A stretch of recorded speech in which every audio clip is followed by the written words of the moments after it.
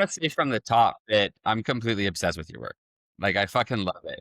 I love None of it. them's Thank you. a completely forgotten group of people. When you're thinking about social impact, like, nobody's thinking about old people or the elderly. So I think that's amazing, but then it's just cute. It's beautiful. It's honestly just, like, so pure. So, Yeah. yeah, we're incredibly excited to talk with you more about it today. I'm so, so glad it resonates. I mean, that's exactly how I feel. I'm obviously obsessed with this work. And yeah, I just feel really lucky to work in this space. And as you say, with that kind of forgotten pocket of society. And yeah, Yeah. I often wonder who like gets more out of the sessions, me or them, because there really is like so much to gain like on both sides. Well, yeah, I mean, as George was gonna say, this space is really for you. What we try to do is highlight local heroes, people that inspire us, who are making a daily impact in their communities, and kind of provide a platform for them to tell their stories and however you want to tell it, whatever you think is important. It's really just your space. But to start, I think that yeah, if you could provide a little bit of background just about yourself, your work as a platform for the rest of the conversation. Yeah, absolutely. So excited to be here. I'm Charlie Blair from the Blair Academy. We are a social enterprise based in London and we're all about health, happiness, and hip hop. So, for the past 7 years, we've been going to a multitude of care and community settings, spreading the joy that movement and music can bring to older people. Yeah, hip hop is our weapon of choice, mainly because it's such a social dance style. It's all about bringing people together. It's a very energetic, lively form of movement. And that was something that really resonated with my own grandma. So yeah, this journey started kind of accidentally, to be honest. I was at the University of East London doing my dance degree, been a hip hop dancer for a number of years. And at the time, my nan was also quite unwell. She had stage 4 lung cancer. So we were like making so much effort to keep her like as healthy and happy as possible during that time. And she was sent like through NHS and stuff to a dance class that was for older people that were also living with cancer. And unfortunately, she had like a really negative experience. She felt that the approach was really condescending and that people were patronizing her. And that ultimately people assumed that because she was older and because she had an illness, that she just wanted to slow down and she wanted to be really like gentle and slow paced.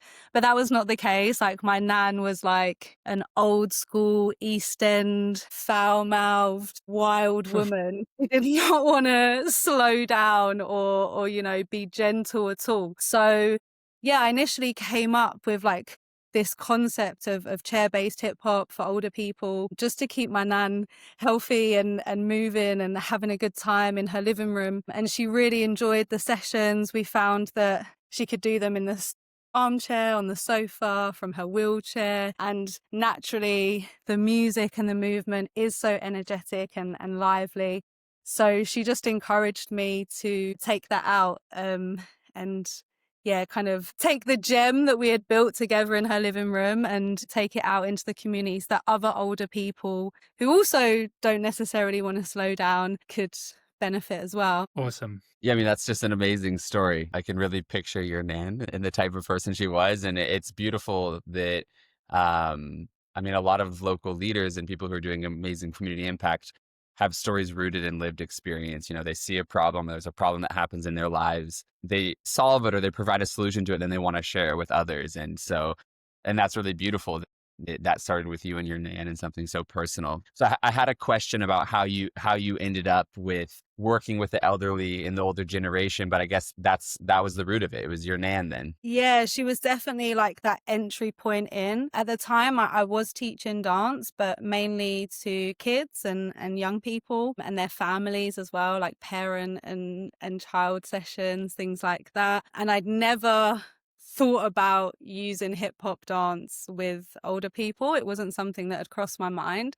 And when I started to do the sessions with my nan, I was also, as I say, like caring for her through her illness. And she kept saying to me, like, you know, you're so good, like with us older people, and, you know, you should be a nurse or like you should go into that field. And at first, I was almost like a bit offended. I was like, Nan, like, I'm just about to finish a dance degree. Like, you know, I'm going to be a performing superstar. I don't want to be a nurse. Like, what are you talking about? But I found like those 22 months that I was caring for her to be a really profound experience. And when she passed away from her illness, I just felt compelled to like listen to everything that she had said. So I did go and train to be a carer. So I used to go into people's homes and get them washed and dressed and cook their dinner and do their medication. And that in itself was a really humbling, rewarding, crazy experience that taught me so much about the older generation, about myself, about life, about mortality. It was like deep. But ultimately, what I found was that I just wanted to stay and dance with them. Like I had to go in and quickly, like, prepare all their stuff and get them ready and then move on to the next person. And I really didn't enjoy working in that way. I was like, oh, like, no, it's a shame. I'd like to put on a bit of music and reminisce with this person and hear more about their life. And, we find that music really evokes memories in people. So I enjoy, giving them that quality time. And unfortunately, I wasn't able to do that in the way I wanted to within the role. Yeah. So, yeah, I kind of used that to really inform my understanding of the aging body and what it means to live as an older person and how there may be barriers to movement that I, as a younger person, don't face. So there was a lot of learning in that time, but it really just spurred me on to be like, right, I want to combine these two loves now. Like I have this newfound love of interacting and working with older people. I also love dance and I want to marry the two together. And now here you are.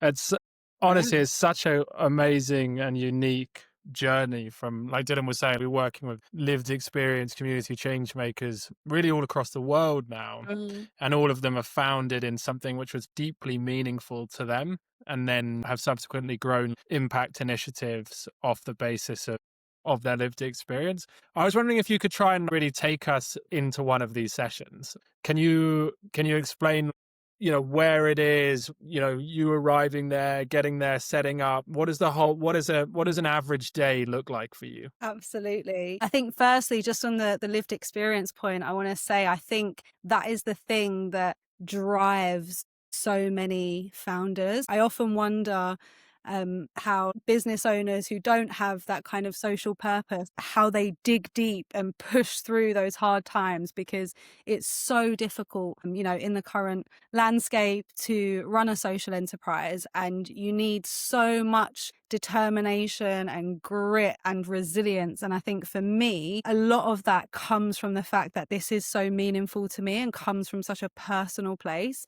So I think you find that with a lot of founders, especially those that have longevity in whatever they're doing, that there is a real deep personal connection to the work. And it's the thing that gets them up in the morning and it's the thing that keeps them up at night. It's a double-edged sword. But yeah, I meet so many people who, I think have done something so powerful by taking a personal experience that they had and turning it into something purposeful that supports other people. So just wanted to add that in. But yeah, in terms of a session, most of our sessions are in residential care homes. So here in London, in the UK, a lot of older people, once they reach a stage where they're unable to look after themselves, they often go into a residential nursing home where they'll have support. Often their families would love to keep them at home and look after them themselves, but it's just not feasible. People have jobs and kids and, all of that good stuff. So I think we've seen in the UK like quite a rise in the reliance on care homes and sheltered living. So that's where most of our work happens. So I'll use that as an example. Typically, when we go into a care home, the environment can be quite flat. These are lots of people that have been sat in this living room day in, day out, doing the same things. And that monotonous routine can get a little bit boring. So when we come in, we really like to breathe life and energy into a room. So I'm very animated and loud. I don't go in shouting at them, but I am very enthusiastic when I walk in that door. Hello, welcome everyone. So good to see you. We go around and greet each person. So usually the care home will have like a lounge, which is a shared space where the residents come and do activities together. So the residents will be sat in a semicircle, eagerly awaiting our arrival. Being on time is really important. We find that a lot of older people care about punctuality. So we're often early or on time. I mean, with high energy, we make a point of saying hello to every person. So although we've said hello to the group, we go around and say hello to people by name. We build a relationship with these people, and a lot of the older people that we dance with now, we've been dancing with for a number of years. So we know them well. We keep up with their lives and the latest gossip and what's going on. So we'll go around, greet everybody. And then in terms of setup, I literally come with like a Mary Poppins bag that has all sorts in it. And so I'll get my speaker out, get connected. We have a variety of props that are on standby should we need them. So we have like scarves, pom-poms, shakers, bells. And for some people, they're like, no thanks, I don't really want to wave a scarf about. Other people are like, yes, like that's what gets them really engaged. So we have the props on standby. The session is 45 minutes. So we start off with a warm up. All of our sessions are chair based, so everyone can do them regardless of their physical ability or any kind of mobility issues that they may have. So the warm up is really about raising that energy. As I say, we can come in, especially if the session's in the afternoon, it's very warm in the care homes and people get a bit sleepy after lunch. So sometimes we come in and they're like, oh, last thing I want to do is exercise. And we're like, come on, guys, let's go. So warm up is about bringing the energy up, also preparing everyone's body for movement. So as I say, people have often been sat there for quite a while and we don't want to shock their muscles suddenly by doing loads of really energetic dance moves. So the warm up usually lasts about 10 minutes and we go right through head to toes, getting everything warmed up, ready to go, easing ourselves in, starting to feel the music. So as I say, that's about kind of raising the heart rate a little bit and just preparing the body for the movement that we're going to do. And then we get into our routine. So in each session, we'll have a different sequence that we're teaching and we build the sequence up, move by move, brick by brick. So often in the beginning of the song, there's a chance for people to freestyle and do their own thing. We love to see people just enjoying the music, doing what feels good for them. And then, as I say, I'll teach a sequence of foundation hip hop steps, some examples of some of our favorite moves that we do. One would be the Wu-Tang, which is where you clench your fists and you come up to your shoulder and then drop it down to your hip. So we have everybody grooving here, yeah. We do the Smurf, which is about punching forward, coming over the shoulder.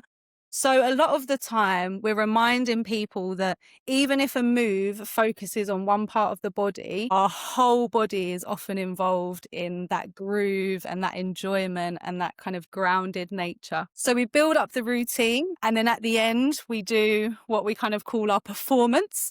So there doesn't necessarily have to be anyone there. Sometimes there will be like friends and family members that have come to visit and are watching, but often we're just performing for each other. And I really encourage people to go for it in that last one, give it all they've got. And then again, we have a space for people to suggest moves of their own, or sometimes we have a cipher where one by one somebody in the group will do a step and the rest of us are kind of copying and cheering and vibing. We always finish the routine with a pose. So like my pet hate is when we've got like really high energy and then we get to the end and everybody just like collapses into a heap. I'm like, no, we want to keep this right to the end. So we get everybody to pose and again really encourage people to like bring their personality if they want to do a grumpy pose, a silly pose, a smiley pose, whatever it might be. And then after all of that hard work comes the cool down. So in the beginning we wanted to bring people's heart rate up, get their body temperature up, prepare their muscles for movement. Now it's the opposite. We're signaling to them it's okay, the hard work is done. Let's ground ourselves back in our bodies, back in the space, take some time to relax. And often they'll be having lunch or tea or something after. So, we always joke we don't want people kind of hot and sweaty as they have their tea. So that's that chance to just come back down to earth after all of the excitement. Yeah, lots of kind of self-massage and positive affirmations and just self-love in that moment, reminding them to thank their bodies for all that it's just done. Just sounds like absolute vibes. Honestly, just sounds so good. Like as you're explaining it to me and walking us through that, I'm just kind of like nodding my head, sort of as if I'm there. Like you're obviously incredible at that, engaging and being that upbeat and lifted person, and so it's a real yeah, what an inspiring thing to do. Question was, you when you say we, who else is involved? So when we Yes. arrive, who else is there? Yeah, the first couple of years, it was just me by myself, running the organization, doing all of the classes and everything behind the scenes. And then 2019, I hired my first member of staff because we had too many care homes for me to go out and do. I was like, I need somebody to help. So I went back to my uni and I was like, look, I've never hired anyone before. Basically need like a clone of myself to go out and do this thing. Who have you got in your cohort? Like, what students have you got? Like, give me someone. And my lecturer at the time was like, I know exactly the person. She will be Nice. phenomenal. So I hired my first staff member back in 2019. I was super excited. And then literally COVID hit and I had no care homes to go to because they had all closed their doors. So I was like super stressed. I've just hired this person and now I've got no work for them. So yeah, we kind of pivoted through COVID and did lots of online stuff like most people did. But what we found was that when the restrictions lifted, the demand for activities in care homes really just went through the roof because they'd been so starved of entertainment and activities for so long. So quite quickly it went from being the two of us kind of muddling through COVID to like 10 of us in the team. Now 7 years in, there's 19 of us on the team that go out and deliver the sessions across London. And then I also have my co-director, Dennis, who has been here from day one. We went to uni together, and he handles the kind of digital side of things, our social media, our website, all of the stuff that I'm no good at. So yeah, including him, there's 20 of us at the moment. And yeah, I'm just always struck, like when I go and watch the teachers doing their sessions, I'm just struck that like I've managed to create this thing and now other people are going out and doing it. And people send me pictures, like they might see one of my staff on the train and they take a picture of their backpack and they're like, oh my gosh, like this is one of you guys. And I'm like, yeah, like that's us. So yeah, super grateful to have the team that I have. I wouldn't be able to have this impact and keep growing in the way that we do without them. So cool. I just wanted to say that, just wanted to remind everyone that's listening that you're doing all of this impact for elderly people and all the impact that that's bringing and the positive energy and the vibes. But then you're also providing 19 opportunities for all of them, presumably are dancers, right? Which is not the easiest thing, right, to find a constant revenue stream for. And so you're not only doing all that impact, but you're also like massively supporting the culture. Thank you. And I Go for feel it, Dylan. like I really feel that sense of like, this is bigger than me. And yeah, not only do I get the joy and the pleasure of going in and seeing the impact that we have, but these 19 other people get to earn their living in such a meaningful way as well, which yeah, brings so much joy. And I think, as I said earlier, sometimes I'm almost torn as to like where the most impact actually is, because they both feel so high and so meaningful. Like there are times where me or one of the staff members are having a really tough time in our personal lives. We're stressed, we're burnt out, we're tired, we're sick.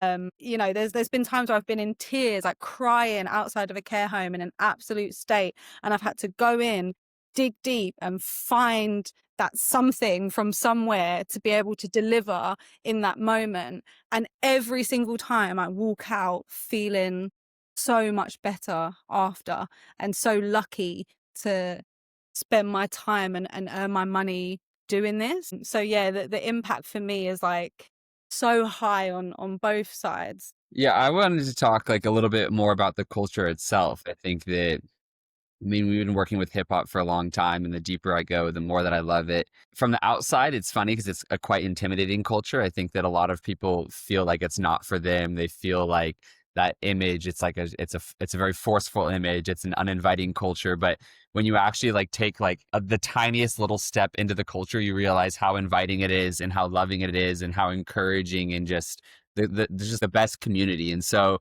and you're proving that hip hop is literally for everybody because you're going to care homes, you're teaching them the Wu Tang and things. I was laughing to myself when you were saying that. So, I mean, if you could just talk a little bit about hip hop breaking social impact and the difference that you see it making in the people, the lives of the people that you're working with or your teachers. Yeah.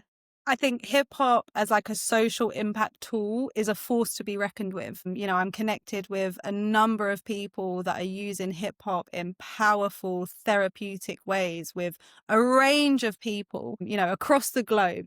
And I think we do suffer with the kind of presumptions that people have about hip hop culture, and it is perceived. I think a lot of people have connotations around like gangster rap, more recently like drill, and their perception is that it's a very volatile, angry, explosive, confrontational culture and movement. So for me, I feel like a real air of responsibility, particularly because we're working with older people that by nature are more inclined to hold some of those stereotypes, including, you know, some of these stereotypes also come from a place of this is Black culture. And some people, just by nature, the affinity of something with Black culture is a negative for them. So where we are working with this generation, I feel a sense of responsibility and a great opportunity for learning and moving forward by being able to come in and say, look, you know, forget what you've heard.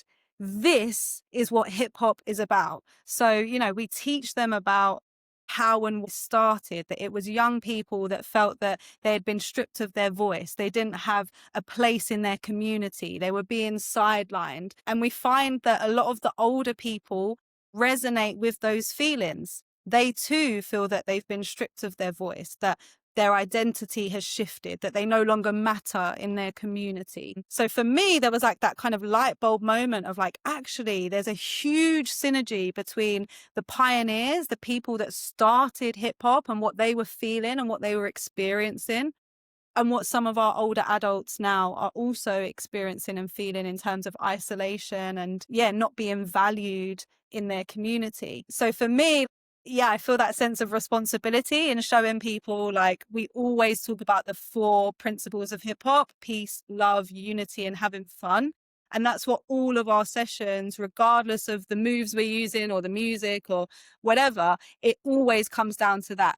Are we creating a safe, peaceful, loving environment where people feel welcomed, included, and accepted? Is there unity? Are we bringing people together, particularly people that might not usually cross paths or might not usually do a dance session? You know, I love getting the unfamiliar suspects in the room. Is there a sense of fun? Are these people having a good time? Are they enjoying themselves? So, you know, for me, it's really that educational piece of showing people, actually, yeah, gangster rap is a subgenre and there is that part.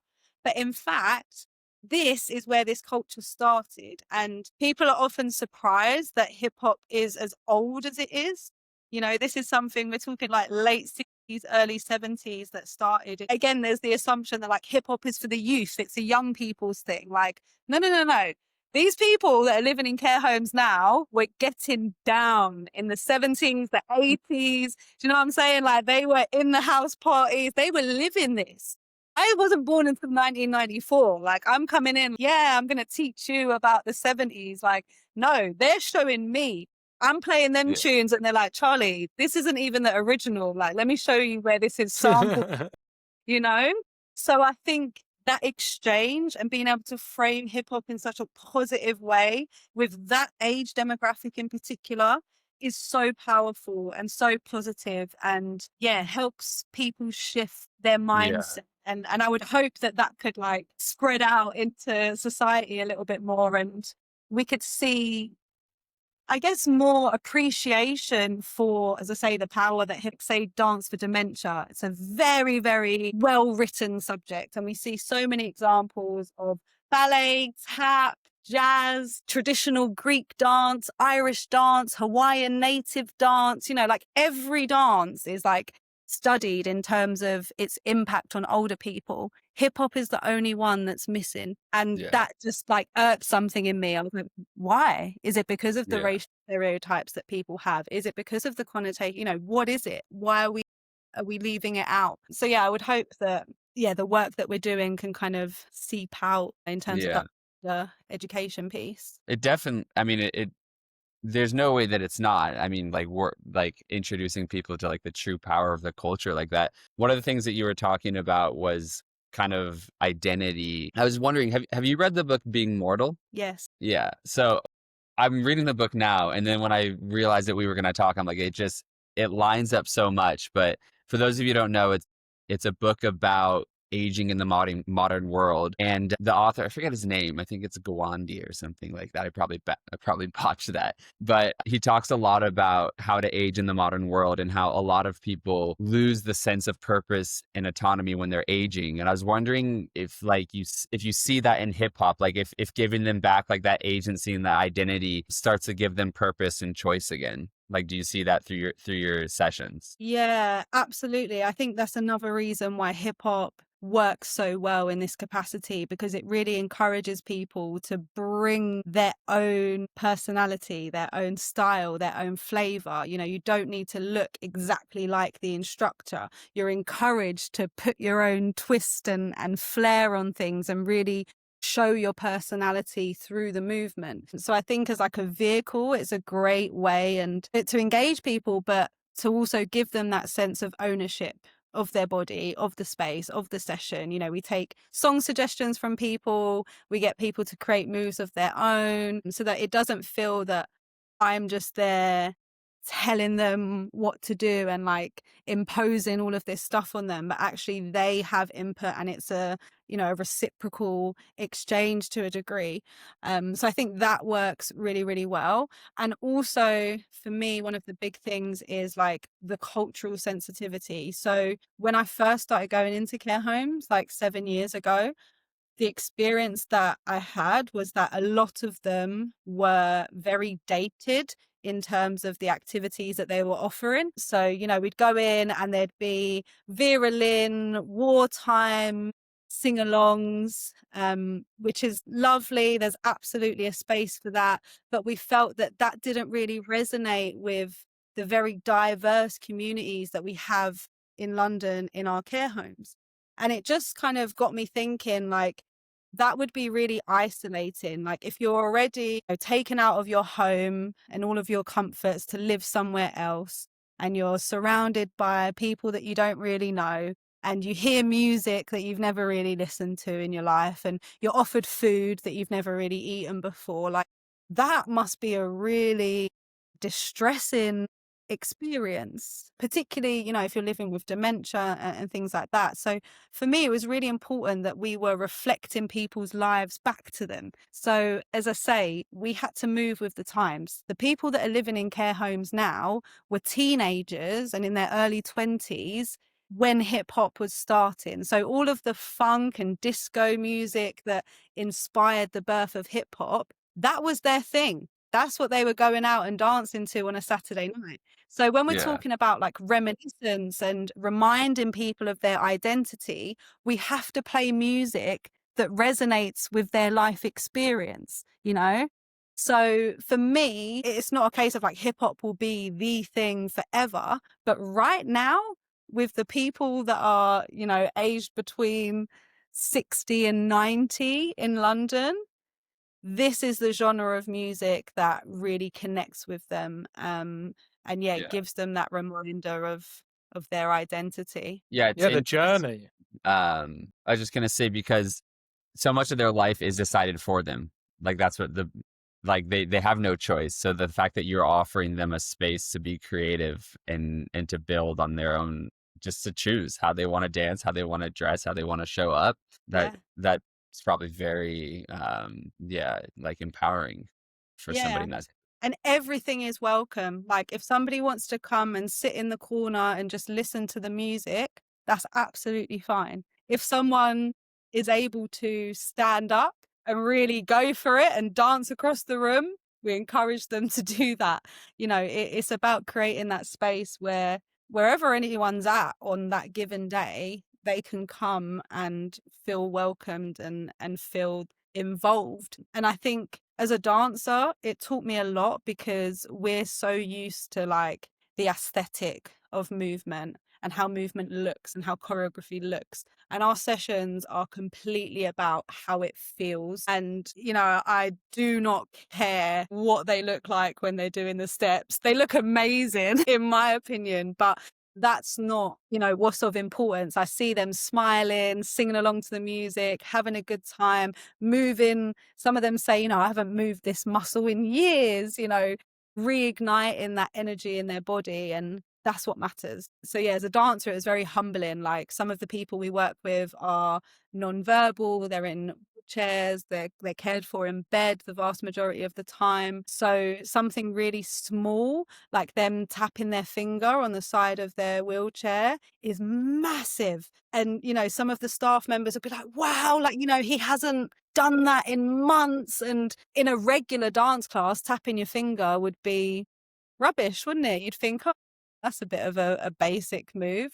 But in that setting, it's so joyful just to see some movement from someone. So yeah, I think that there's so much room for empowerment in the sessions. Yeah. Yeah, it's deeply empowering just to be part of this conversation as well. I think that it's just so, yeah, it's just really inspiring. I think I've never really thought about hip hop and music more widely as a tool to remind somebody about their life and how nostalgic it must be for them to reminisce and to be able to be in that moment, and just how positive that must be for our brain and psyche and body, and it must just be yeah, so it's a really incredible thing that you're doing. I just wanted to ask you about numbers, really. Like I wanted to ask about, so we've got 19 sort of dancers going out to care homes. Like how many care homes are there? How many people are benefiting from the dance classes? Yeah, so at the moment we have 28 care homes that have a weekly session with us.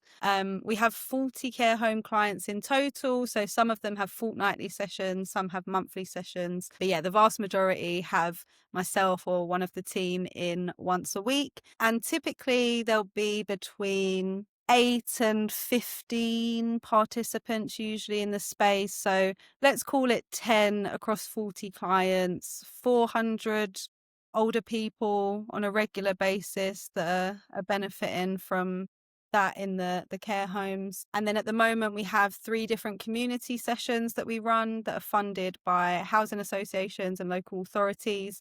So those are for older people who still live independently. They're not in a care home, but they want to come and keep active and have a good time. And we have across those 3 sessions over 100 older people from my home borough, Waltham Forest, that are signed up. So yeah, regularly we're working with like 500 over 50s to keep them healthy, happy, and yeah, dancing, having a good time. I mean, that's incredible. I truly think it should just be everywhere in the world. So if that can be your expansion plan, just everywhere. Yeah. Yeah. I was wondering if you had any specific stories you wanted to tell, impact stories or anything that sticks out, a moment that you think is worth sharing. Absolutely. There's so many, but I'll reflect on something that one of our participants said to me recently. She's an older lady who's been coming to our classes for about 3 years, and we doing a petition basically to ask the funder to give us more money and to keep the class going. And the group were really keen to make like a video where they could talk to the funders and tell them like, this is why you need to keep this class. So we did it. And this lady, she was the first person to come along to this class 3 years ago, and she's still here. And she said, honestly, she said, I don't know what I would do without this on my Saturday morning. She said, I would be absolutely lost. And I didn't realize that there were so many other people like me that lived in the area. And she said her kind of final line in the video, which just like gets me every time. She said, "Without this, my life would be nothing." And it was just like, yes, it's this fun, energetic, kind of playful, jokey thing.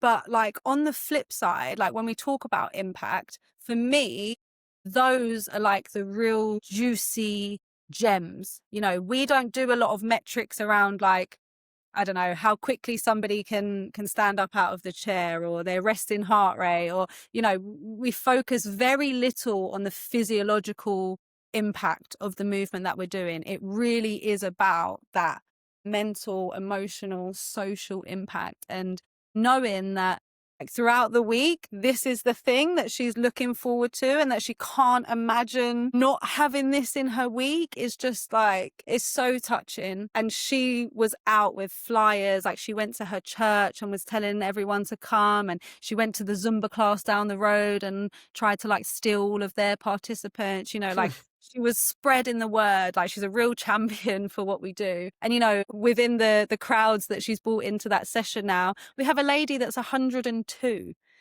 And in our care homes we Wow. have Lady Marjorie that's 104. When I'm saying to people, hip hop is for everyone, hip hop has no age limit, like sometimes they're like, yeah, like of course you would say that, but I'm like, no, really, honestly, we have people well into their 100s that feel this and enjoy this. But we also get a lot of comical moments. It's not all sweetness and nice. Often what I get is just pure gratitude and appreciation. People are so thankful that we've come in and given that experience. But we're human, right? And when you work with humans, you meet all sorts of characters. And as we get older, I definitely think we lose our filter. We don't care. We're just going to say it how it is. And that's that. Lived enough life to know what I'm going to say, right? So you've got that. Is that And then you've got, some people that are living with dementia, or they're living with health conditions that affect their mood, affect their personality. So, it's not every day that everyone is like, "Hey, Charlie, so excited to see you." I've had people shout at me and ask me, when I'm going to fuck off and go home. Yeah, I've had all sorts. I've had a lady that asked me where I was from, and she told me that in her time, she used to kill people that were from where I was from. I've had marriage proposals. I've had weird, like, sexual comments. Yeah, a real plethora. But yeah. to be honest, like, I love it. I'm not a person that's like easily offended, and I'm very much Yeah. able to zoom out and be like, this is not a reflection of that person or myself. It's literally just life and whatever they're living with. So yeah, I reckon the first time someone told me to go home, I was a bit like, "I'm sorry." Yeah. But now I'm just like, "Don't worry, I'll be out your hair soon." Like, not to panic. Yeah. I was wondering if that, how you say like, oh, as we get older, we lose our filter. And I think, we all know that we've all had experience in our lives where you can see that happening. Does that exist to dancing as well? Like like full transparency, if you came into our office here and you sat me and everyone here who's like sort of like 30 to 40 around in a circle and you told us all to start dancing, I would feel pretty nervous about that. Do you know what I mean? I would feel pretty anxious about that idea. But I'm wondering if that like no filter thing also applies to like a confidence thing. Like, do you see like a real confidence in older people? But I think you do. I think you're very self-assured by that point. You know who you are, what you like, what you don't like, and often older people are very forthcoming in telling me, what they want, what they don't want. It's just that they're not really listened to enough often for people to, kind of hear that and take that in. But yeah, I find that people definitely lose their sense of like embarrassment. Again, just because I think they've lived such a varied life by that point. They're like, "Mate, what's a bit of chair-based hip hop?" Like, yeah, go for it. So I feel like they lose, like, it's that kind of like inhibition thing. And most people that I speak to who are in their 20s, 30s, 40s, 50s, they'll say, "Oh no, like I need a drink first. I need a bit of Dutch Yeah. courage before I can dance." So I think people are a lot more self-conscious. Even our classes in the community, I would say people are a little bit more Yeah, just kind of self-aware in that way. Yeah, often in the care homes, we say dance like no one's watching because they're not. Like they're so busy thinking about the steps and doing the moves themselves that they're not fussed about what, so and so's doing over there. And it's a very supportive environment. Sometimes when you work with young people, you can get kind of bullying and things like that. But often in the care homes, we see people really encouraging one another and cheering each other on. So there's that kind of camaraderie as well of having like the shared experience. And even if they are embarrassed, they're embarrassed together. So it's like, okay, like, let's do this. And you'd probably have that as well. If I came to the office, there'd be a sense of like, right, guys, like we're all in the same boat. This is going to be a bit weird, but let's all be weird together. Mm, So yeah, I think as you get older, you start to care yeah. less and less about how you're perceived and like what people think about you. You're just like, whatever, take it or leave it. This is who I am. Yeah. I think we build so much of our, or at least I think it's for my, speaking for myself, like so many of the like really deep relationships I've formed in my life have been based on, how vulnerable I was or, how vulnerable I can be with that person.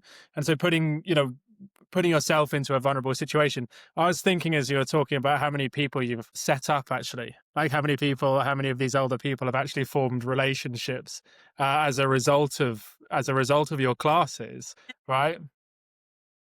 Definitely.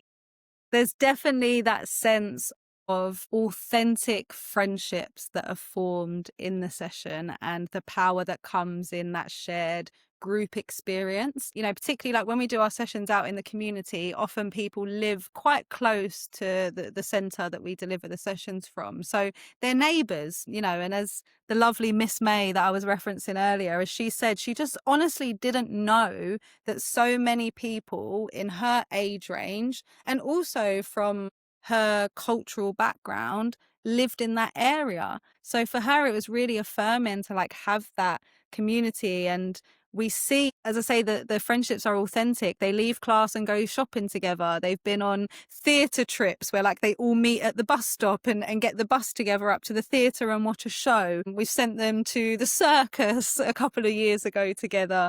Even, in the relationships between like us as the staff delivering, these people bake us birthday cakes. They make us, masks for our hair. They buy us scarves in the winter.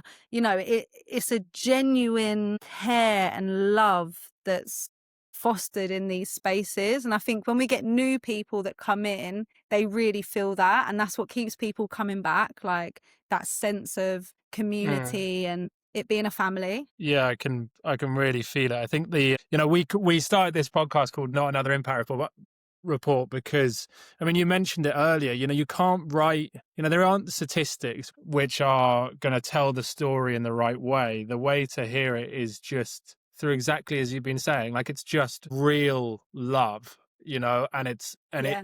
and relationships. And I can just tell from the way that you're talking to us, I can just feel the love that you have for this community of people that you're supporting and looking after. And it can't be written in an impact report, So yeah, massive congratulations to you. Thank you. And, it's hot. Like, I feel really lucky that I've managed to build a social enterprise that has a mixed revenue model. So, we're a really sustainable business because the care homes pay us to come in and deliver our service. There are a lot of social enterprises that are really reliant on grant funding and they're always having to prove to different funders their impact, right? But recently we started working with a social investor, Vivenza, and I had to pitch to their board. And that was one of my main concerns. Like, how do I demonstrate the impact? Because they come from a very academic, clinical background. And so they're used to seeing those kind of physiological metrics that I was referencing earlier. And I was worried, like, will they see that joy and happiness and affirming people's identity and creating connection are just as, if not more important than those things? And I really had to find a way for them to understand that, for some of our participants who are in their 90s and 100s, they're not trying to massively improve their health. You know, they want to maintain their mobility and their independence and their overall well-being, but we're not going to see dramatic improvements in, you know, their strength or their balance or their coordination. So for us, that is kind of the secondary impact, the physical bit, which is weird because, you know, we're a dance company. So people automatically assume like, yeah, that's where like the impact lies. But for me, it's so much more in like those softer bits that people are getting and the relationships that we're creating, and that's where the life-changing moment is. You know, I don't have people crying saying, oh, you know, before it took me 5 seconds to get out of a chair and now I can do it in 4. Like, that's not where they see the value. And that's not where our clients, the care homes that book us, see the value. They see the joy and the energy and the love that we bring. And that's why they keep booking us. Yeah. No, we feel that a lot too, is what we understand as impact is often different from what a funder or somebody who wants to contribute to a project understands as impact. You can't put happiness, well, as George is saying, that's why we're trying to have a podcast where you have a free flowing forum to talk about what impact is, as opposed to just trying to put a number in a report, which you've Exactly. done That's an so incredible job of today, because both George and I have just like incredibly inspired by the work, and it's so fun and it's so unique and it's such a niche. I don't know if you have any other questions, George. Charlie, it's just been an absolute privilege to hear from you. This is exactly how I wanted to start my weekend, with your energy, being that it's Friday night, everyone. And yeah, just to echo what Dylan said earlier, this just needs to be everywhere. Do you know what I mean? I wish both of my grandparents did this when they were alive. Yeah, it's just you're a really deeply infectious, loving person, and you can just feel it from you. So thank you so much. And Dylan, you can take it from there. Thank you, George. That means a lot. Thank you. It's funny you say that, George, because one of my grandpas is in an old folks home right now in the States, and he doesn't want to do anything besides happy hour. The only thing he wants to do is happy hour, and he does it by himself on his balcony. The rest of the time, like all of the activities he won't do. And I'm just imagining if he had, like, they have like this classical piano where they all like sing these old songs that, and I'm just imagining, and he loves partying and he was such a party animal. So I'm imagining him with a chair hip hop class, just like absolutely enjoying it. I love. Yeah. Can I So we'll ask, have like, to fly you out to Colorado, I guess. I was going to say, yeah, whereabouts in the States is he? Because I'm coming to Washington next year, probably around like March times.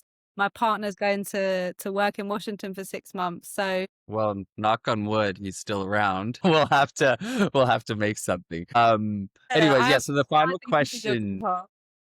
that we ask everybody is just finishing with a final message, what you want people to take away from the conversation today. I would like people to take away from this conversation the fact that movement is a birthright and it's for everyone. And our bodies were made to move. Even as they age, our muscles respond really, really well to movement. And that movement isn't just about what it can do for you physically, but it really is about the joy that can come from moving your body to good music with good people and good vibes. And I hope that this continues to evolve, and that, you know, by the time I'm in a care home years down the line, there'll be somebody that comes in and puts on like some jungle and dance with me like I'm in a rave. So yeah, long may this continue, and yeah, just keep moving in whatever way feels good to you. They say, like, if you don't move it, you lose it.